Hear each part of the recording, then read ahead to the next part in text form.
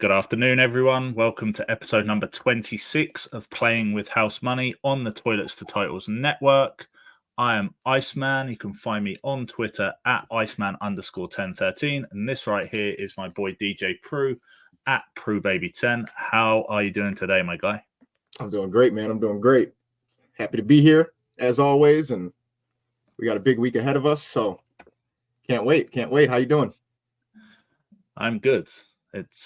It's what, the beginning of December.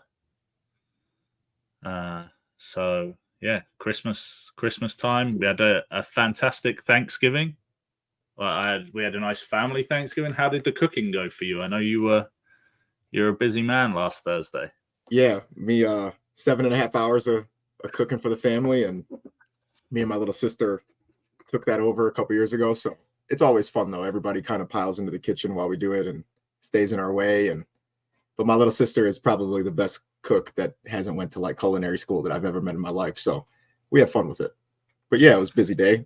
Good day of football though, and good day of cashing for I think the whole weekend. So yeah, and that's the whole weekend was I mean, it was definitely, I think we cashed Thursday, Friday, Saturday, Sunday. Yeah. Maybe. Yeah, I think so. Yeah. I think it was every day. So yeah, I mean, it was a good weekend, and yeah, December rolls round and Apple Music tell me my top artists of the year, and I bet you cannot guess who is on the list. Yeah, I think I can. I'll spare the people. I'll spare the people on that one, and I'll let you you post that to the social medias. But yeah, we did have all 4 days last week, and obviously some bigger than the others, but we had a few people kind of give us the jab of like, thanks for the Christmas money, and it is that time of year. So rolling into December, hopefully we can keep it hot, and this is one of those crucial times of the year where every penny lost is a big one. So no pressure this way though. So last week, let's jump right into it. Raheem Mostert, I do appreciate you, my guy, for not sliding at the one with like 4.5 left. I really, really appreciate you for that. We had a plus 1,700 on the Miami game. It was him for 2+ touchdowns, and then his yardage in Tyreek.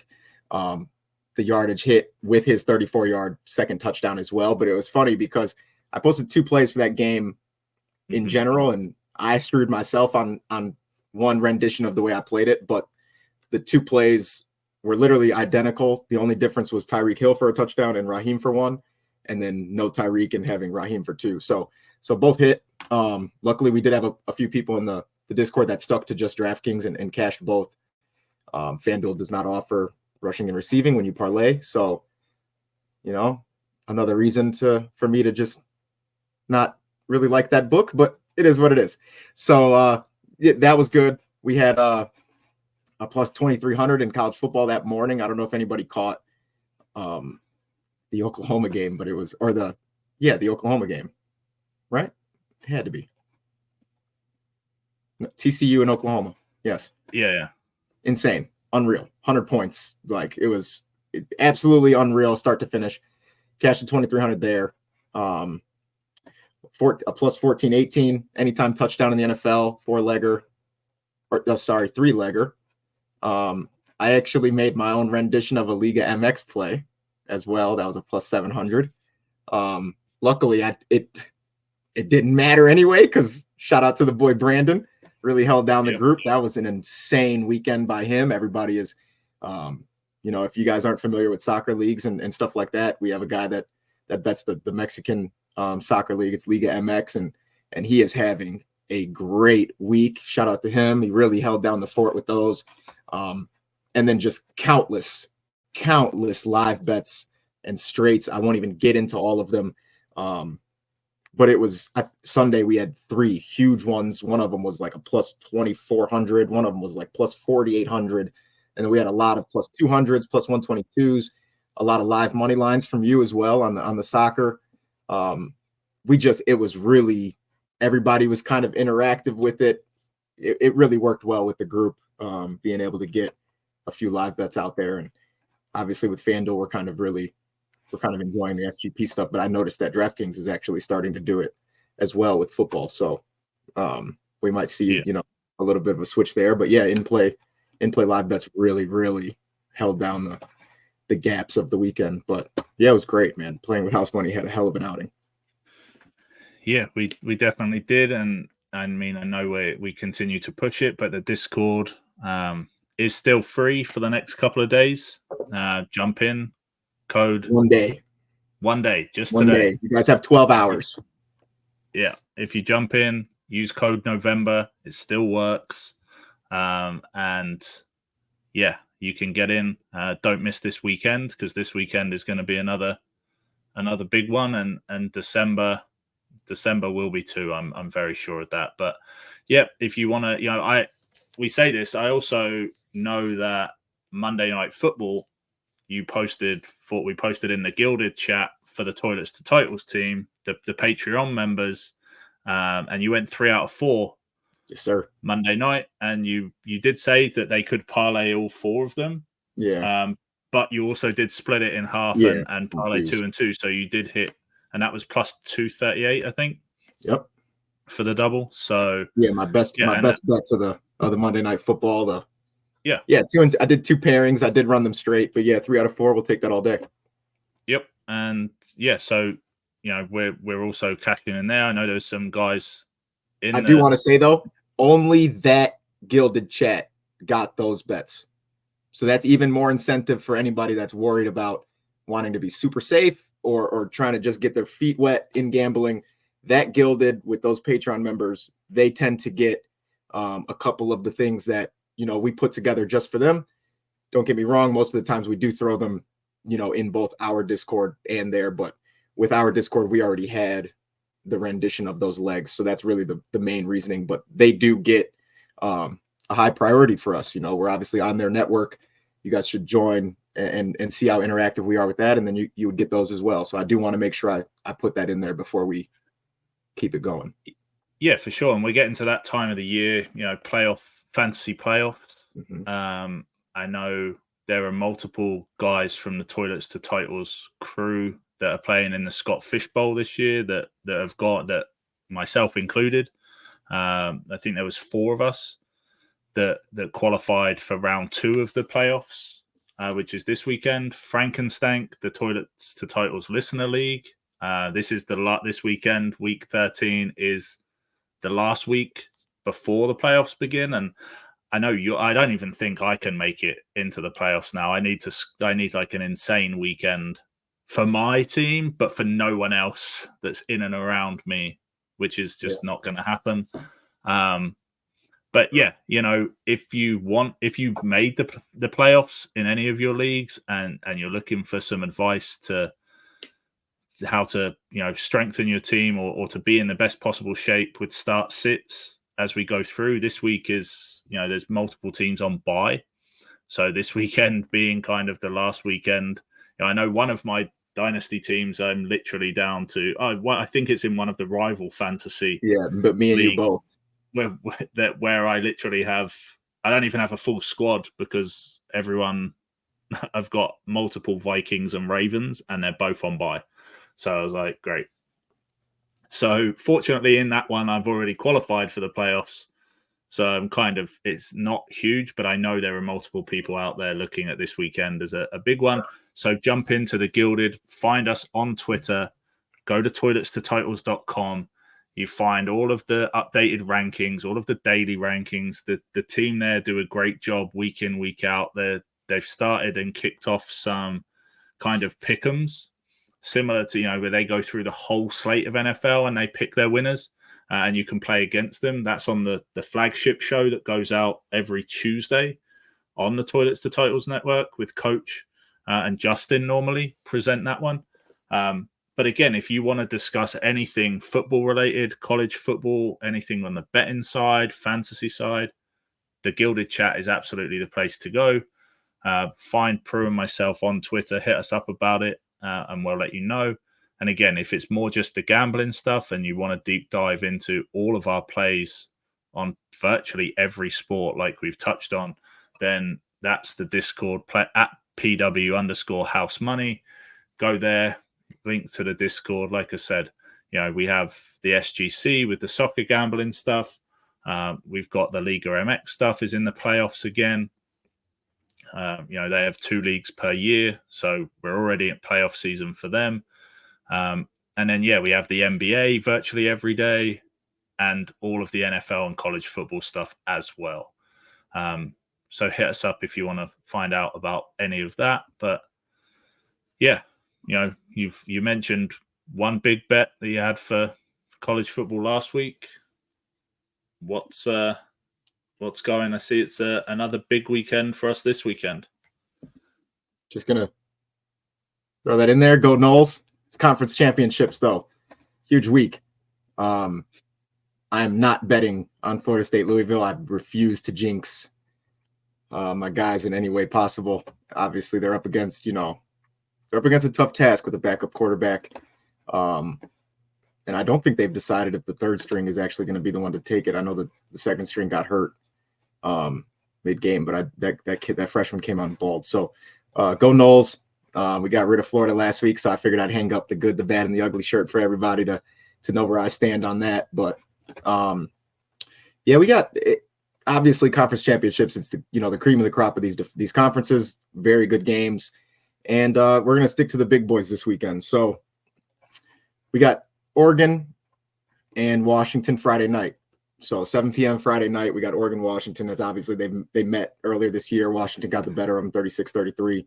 But the books have Oregon winning this game big, like 9.5 points they gave Oregon, which is crazy to me. Don't get me wrong. I don't think Oregon loses twice to this team, especially with the way they've been playing. That defense is flying around. But 9.5 points seems really, really high for me. But nonetheless, I do think Oregon's going to win. And I like Oregon's first half points line at 19.5.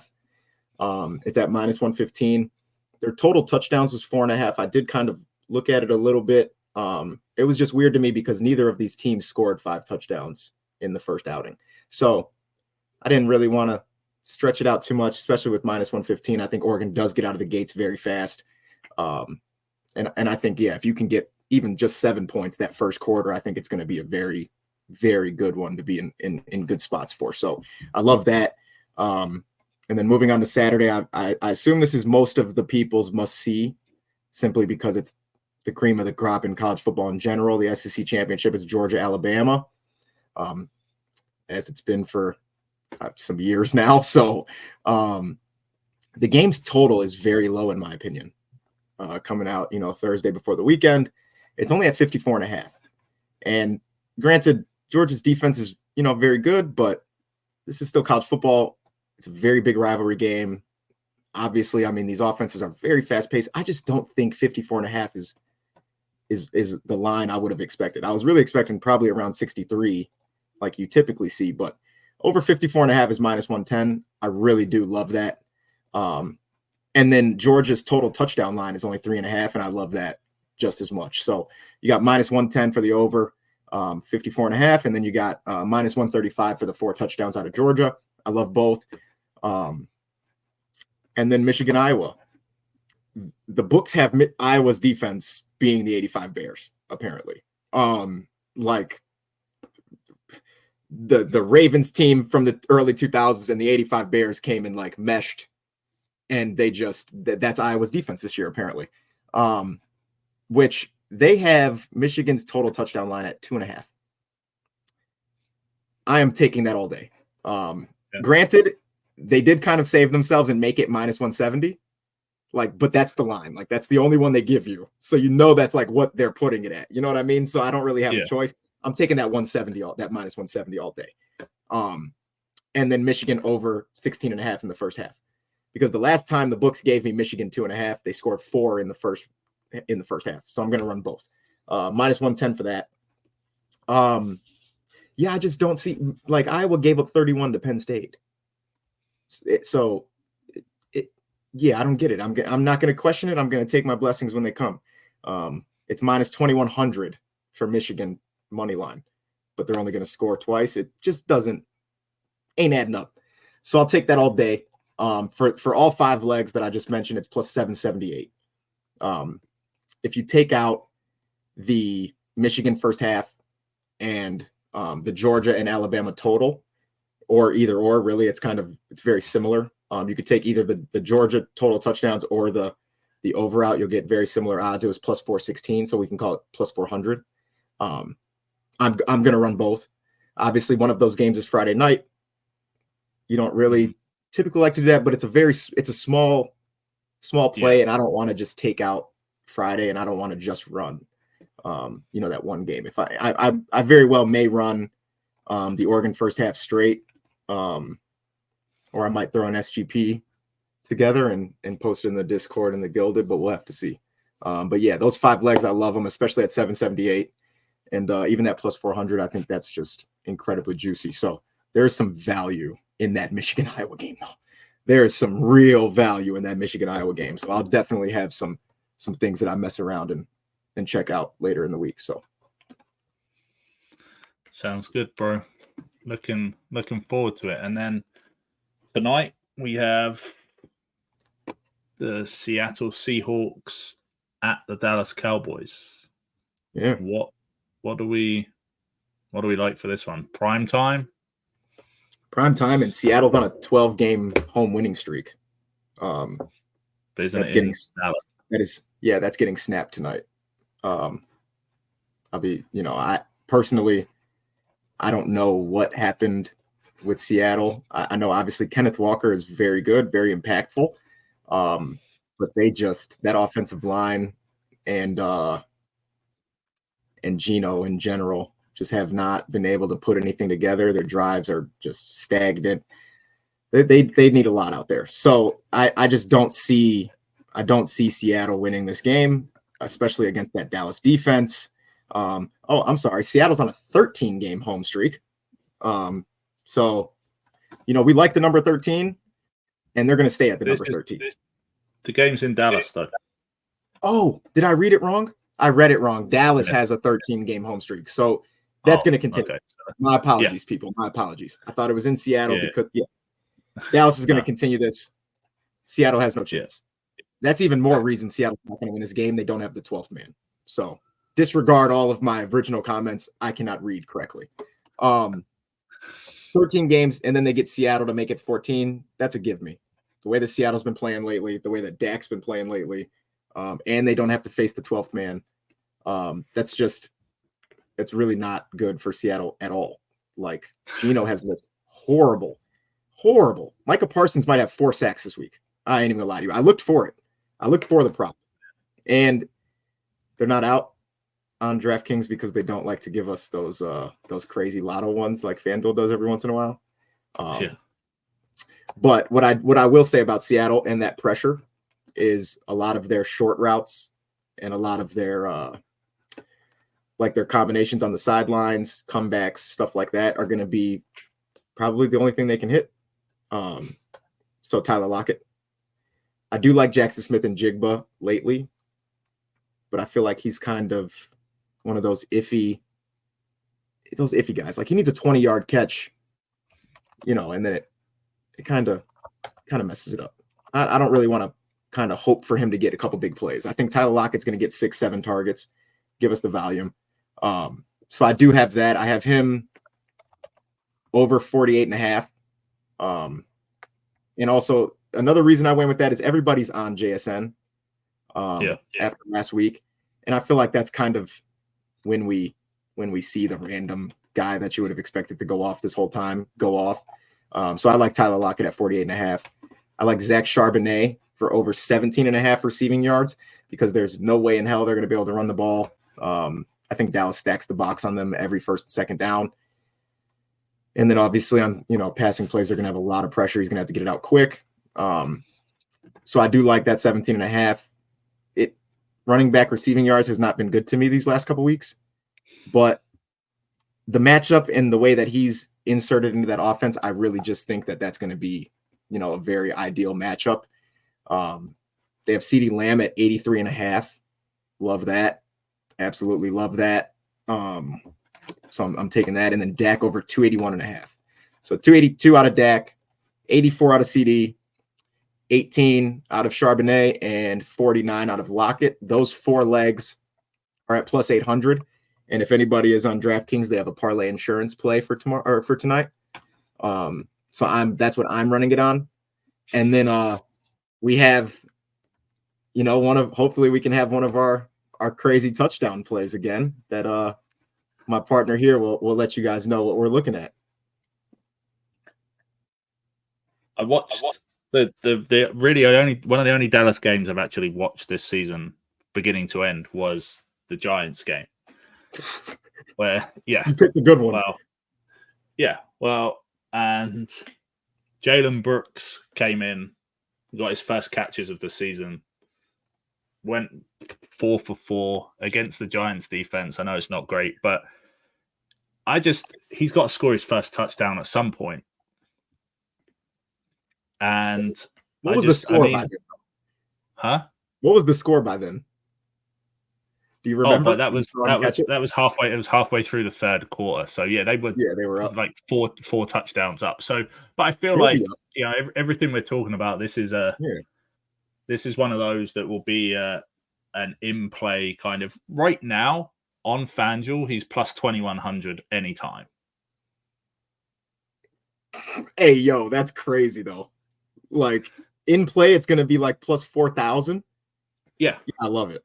I love it. So that's going to be if the game goes the way we think it's going to go and Dallas are up multiple scores at halftime, then he's definitely getting put on to score. Yeah. And at the moment, you can bet the whole like first or last touchdown scorer. Yeah. He's plus 6,000 to score the last touchdown. Yeah, I love that. That one's on DraftKings. And they'll be up. I expect them to be up big. But also, it is one of you're getting into those weeks late into the season where, these guys are going to rotate a lot more, especially with a lead.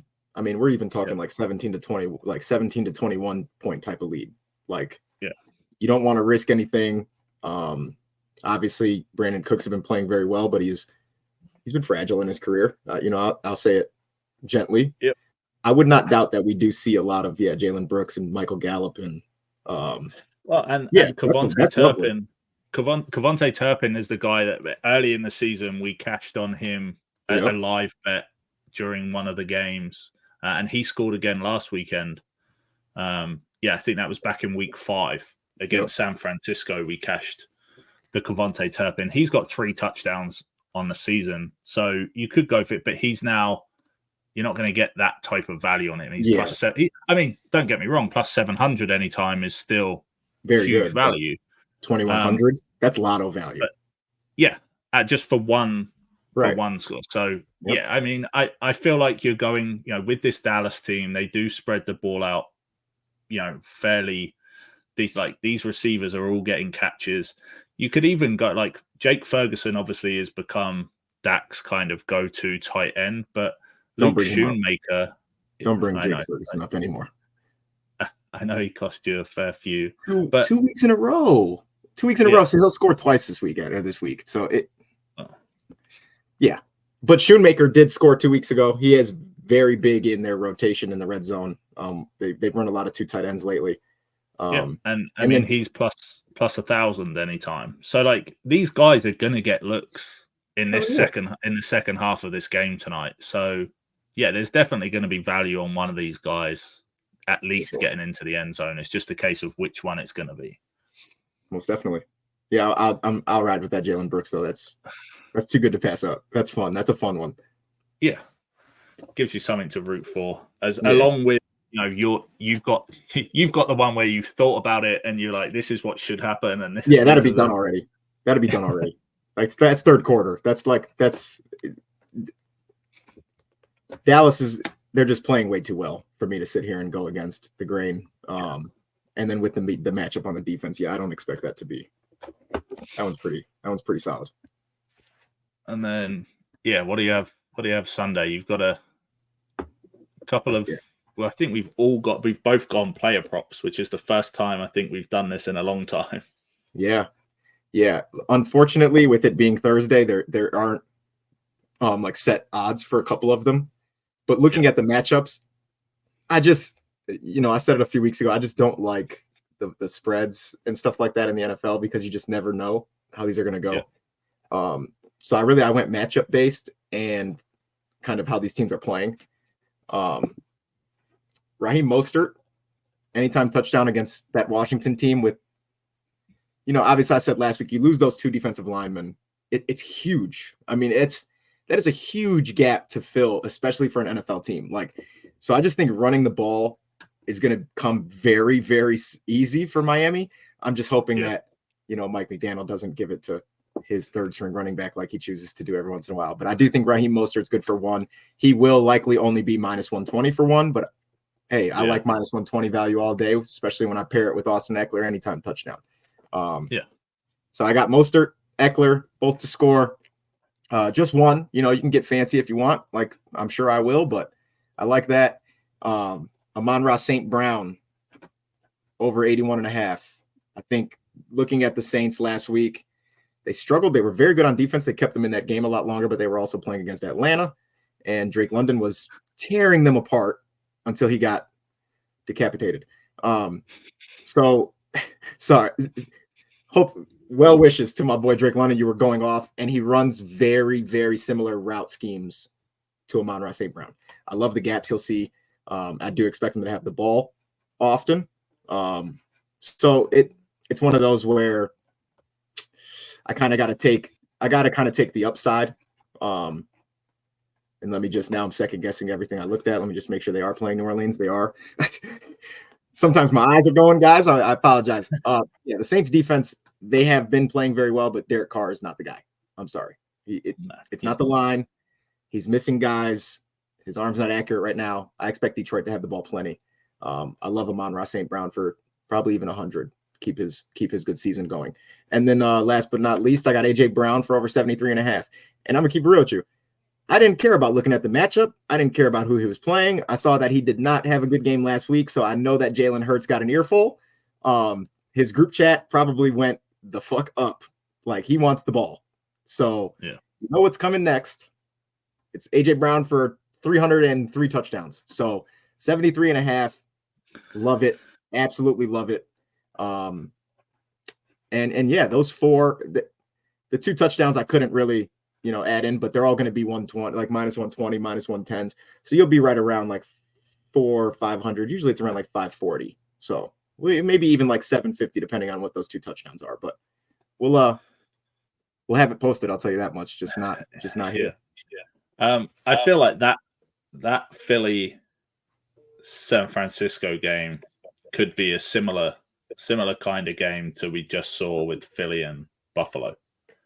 Like score wise, like they could, sure. and fun, like so I've gone on the other side of that. I'm on Brock Purdy passing yards, 254.5 passing yards on DraftKings is 260. The line's 264.5 on FanDuel right now, when at time of recording on Wednesday. So I mean, this Philly defense against the pass has been given up 270 plus yards. Brock's going at averaging 280 yards in his last 3 games. Those 2 things, therefore the line doesn't make any sense to me when I look at it from that standpoint. Philly are giving up 275 yards. He's passing for 280 yards. His line's at 255.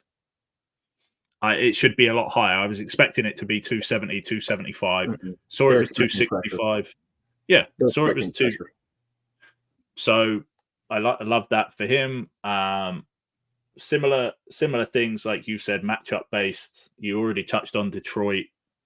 You could pick either of their running backs to go, and it's the same. I've Detroit running backs, Pittsburgh Steelers running backs. They have great matchups this weekend. Like you said, against the New Orleans Saints for the Detroit run, they're giving up 170 yards per game in rushing the last 3, and Pittsburgh are playing against the Arizona Cardinals, and they're giving up 175 yards per game. They're literally the worst run defense in the entire league. So say what you like about the passing game on the Pittsburgh Steelers, but Jaylen Warren and Najee Harris are probably both going to go over their lines at 45 and 55 for these guys who are averaging. The carries are about the same. We've got to that point, right, for the Steelers where they're both averaging 12, 13 carries per game. So it is really a case of who has the hot hand. But we touched on this before. You're riding the Jaylen Warren train. I'm jumping on board this weekend because I think, again, you look at his average yards per carry, 7.5 over the last 3 games. An 80-yarder helps that. An 80-yard touchdown helps that. Of course. But, he's still gone over 100 yards in 2 of those 3 games. Yeah. Even he's lightning in a bottle. He's a big play. So against this rush defense that the Cardinals don't have, more to the point. So his line's at 54.5, going over that. David Montgomery, similar. You could go Gibbs. There's, Gibbs's line's at 43.5, Montgomery's at 64.5, but Montgomery is going to get the carries more often than not. So his over. And then the only one that I don't have an actual line for is Isaiah Pacheco. Their lines aren't out right now. Who cares? But run it. Yeah, that's my guy. That's my guy. Yeah, and again, they're against Green Bay, top 5 worst running defenses in the league. Again, similar thing, right? Like the Green Bay. Yeah, it's crazy. The last few weeks caused that, dude. It's insane. Yeah. It's like a light switch hit for their running defense, but yeah, I love that. So I just think those 3 running backs have great matchups, and I will probably parlay their TDs as well. I mean, it's one of those games one of those weekends for these guys where I might just take all 5 of them: the two Steelers running backs, the 2 Detroit running backs, and Pacheco. That'd be crazy. I'm down. But like the rushing yards for Jaylen Warren, David Montgomery, Isaiah Pacheco at 50 plus. Well, take it whatever it is, and then Brock Purdy over 255 passing yards will put you around plus 1,000, plus 1,100, somewhere in that range. But yeah, that's it. So yeah, I mean, it looks like we're all in on the running backs for TDs this weekend. But hey, there's a lot of, like we said, there's a lot of matchups out there that are favor the run heavy team. So, and I mean, some of these matchups we don't expect to be the closest games either. So you tend to see, you tend to see teams pounding the rock, and then maybe they'll break a 34-yarder like Mostert did for us. So hopefully he has another one for us. So I'm all in on running backs for sure, especially with a lot of these matchups. Yep. Well, anything else you want to say to the people at the end of this episode? Go Noles. Go Noles. Go Noles. All right, everyone. Thank you for watching. Thank you for listening to us again this week. Shout any questions that you have on anything that we've talked about today. Like, comment, subscribe, post on the YouTube. Hit us up on Twitter. Like we said, at PW_House Money is the Playing with House Money Twitter. At Iceman_1013. At PruBaby10. Good luck with all your bets this weekend, whatever they may be. And we'll be back next Thursday playing with more house money.